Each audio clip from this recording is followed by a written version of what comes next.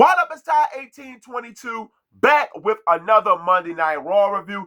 This is your go-home show. This there is WWE Elimination Chamber. So, of course, you will have your final qualifying matches for this upcoming PLE. After last week's show, which was a snooze fest, I was hoping coming to this show, it would be a much better show. But no, this show sucked ass just like last week. If someone in the comments is going to say, well, if these shows suck, why you keep on watching? Because I am reviewing, because I'm a YouTuber, and also there's no Monday Night Football. So if Raw bad and SmackDown bad, I'm going to criticize it and also watch the next goddamn week. So at least I am being honest with you. So this show started off with so many things being crammed in at once. And I'm like, come on, W, you have a lot of time. You are on Netflix. But I did like Gunther being the guy to start things off, as Michael Cole and Corey Graves talked about AJ Styles tribute night. It's Atlanta, Georgia, so it made total sense. Gunther got a lot of heat in this segment, and apparently got security throw him out the building. Dragon Lee once again attacked him, and eventually they got to do a match between Dragon Lee and Gunther. And so far, I have no idea what the hell they're going to do with Gunther. This same guy that retired John Cena and retired AJ Styles, and no one knows what is direction for Gunther. Triple H, what are you going to do with this guy right here? I'm just so lost when it comes to Gunther Booker ever since he retired the phenomenal one, AJ Styles. So we have Cody Rhodes come out, makes total sense. Atlanta, Georgia, nice pop from the crowd. And once again, we get a vision of all with Sutton. This faction just continues to get on my goddamn nerves, but I did understand why they're out there, because Bronson Reed has a match against Grande Americano and Jey Uso. The winner of that match will head to the Elimination Chamber, and my guy, talk about a big blow. Bronson Reed went to break up a pinfall, and it led to him tearing his bicep. Holy shit. Jey Uso won the match, but here's the thing. Bronson Reed was supposed to be the winner. Come on, man. Talk about a cursed faction. First Seth Rollins, then Braun Breaker, now Bronson Reed. It's time to break this faction up. I wasn't even feeling this faction for a while, so it's time to just, and that's just a sign right there for the company to blow this shit up. Because now all we have is Paul Heyman, Logan Paul, and Austin Theory. What the hell are you going to do with them? Put them in a tag division? I think. Man, I did not see none of this coming. When this faction got together in 2025, no one would ever thought that all three guys will be out with a major injury. That sucks so much. Bronson Reed had that big win against Roman Reigns, and Trey didn't know what the hell to do with him, and now he get this injury. I wish you a speedy recovery, Bronson Reed. This man gonna miss WrestleMania. Talk about bad timing. So Liv Morgan finally makes a decision on Stephanie Von or Jade Cargill, and Liv, responded to her promo from last week when she was crying, talking about, I understand the stuff you went through, and, I had the easy way with the coach and all this and that. And, they tease her, probably picking Jade Cargill. I'm like, ain't no way hell she gonna pick Jade Cargill. She ended up hitting Stephanie Von with the microphone. Now we finally have the match. Liv Morgan versus Stephanie Von. I wish we just did this weeks ago. It was a waste of time. Everybody knew it was going to be Liv Morgan versus Stephanie Von. Thank God this time Dominic Mysterio did took more of a backseat, because he really needed to do it here in this segment. Maxine Dupree and Natty, holy shit. This is one of the worst things that's going on in WWE at the moment. And Natty, with her brand new character, couldn't even get an interest on the US version of Netflix.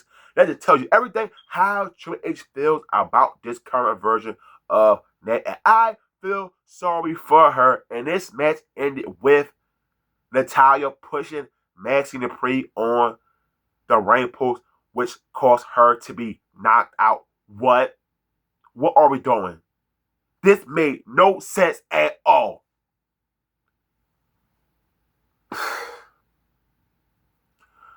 What is Triple H doing as a booker? Because I just don't know.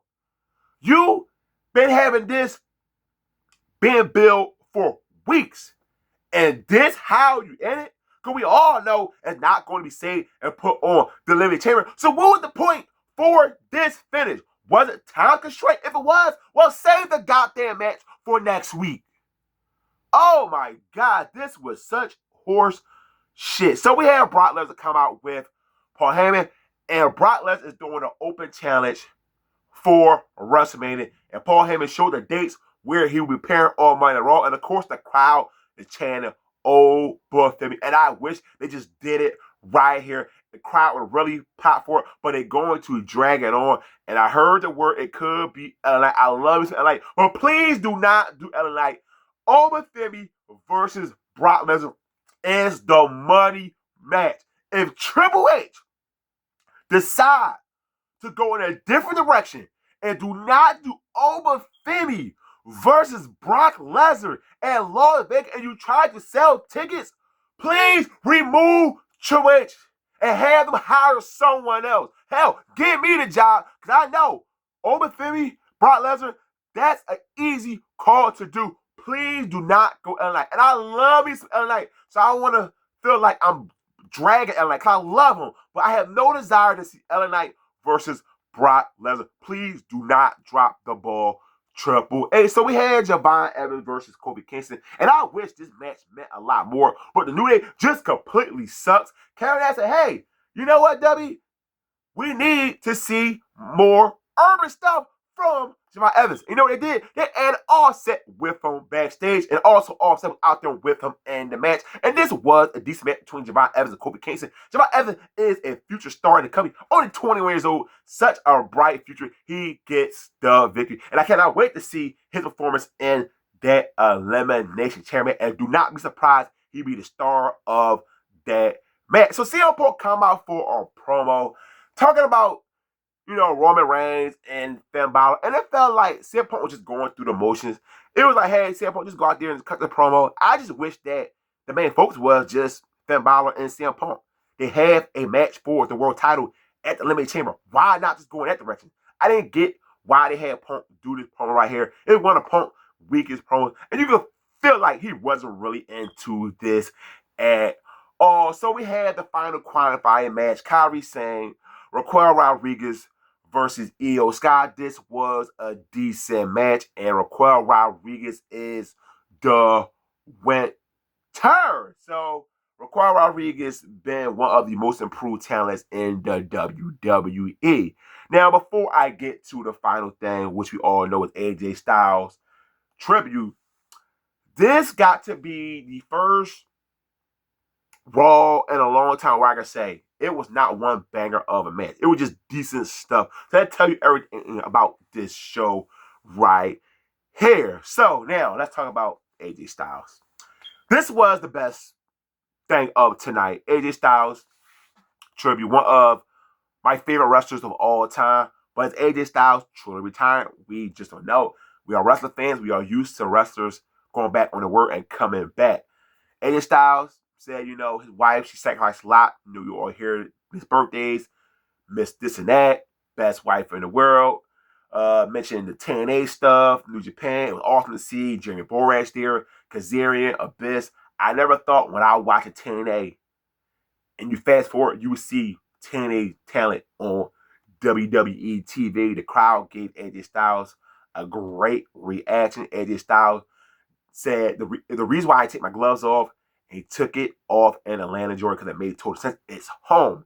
So then, after all that's ending, I'm thinking, okay, the show going off the air. I'm thinking, okay, is Gunther going to come out? Gunther going to come out? You know, just add more final heat on Gunther. That AJ Styles is now no longer an active WWE talent. No, it ends with The Undertaker by my surprise. I did not expect it right there.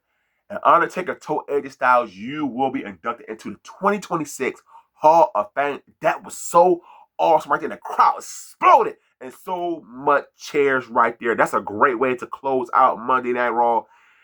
AJ Styles will be in the Hall of Fame in April. So, of course, once that's over, that's when everybody's going to start talking. Will he go to All Elite Wrestling? I don't know, because all the stuff he was saying about his wife, the kids, he's never been a full-time dad. I don't know. We'll see. We all know AEW got a much better schedule than the W, so of course he could be more home with his family while also still being a role in AEW. He decided to go in that direction. So we just got to wait to see in April after the Hall of Fame over, will AJ Styles retire or will he head to AEW? So once again, AJ Styles, I want to give you your flowers. I remember watching Tanny for the first time on YouTube, and I became a fan instantly of AJ Styles. And AJ Styles gave me so many great memories as a big time fan of him. But like I said, this episode of Monday Night Raw, yeah, it sucked. The matches were not great. The segments were eh. Triple H sucks as a booker. And once again, yes, I'm going through playing every single Monday, every single Friday until they put on a much better show. So, hey, if you watch Monday Night Raw like me, give me your thoughts on the show. Negative, positive, I roll spine in the comment section per usual. Hit that like button on the video. As always, don't forget, hit the subscribe button. I'm out. Peace.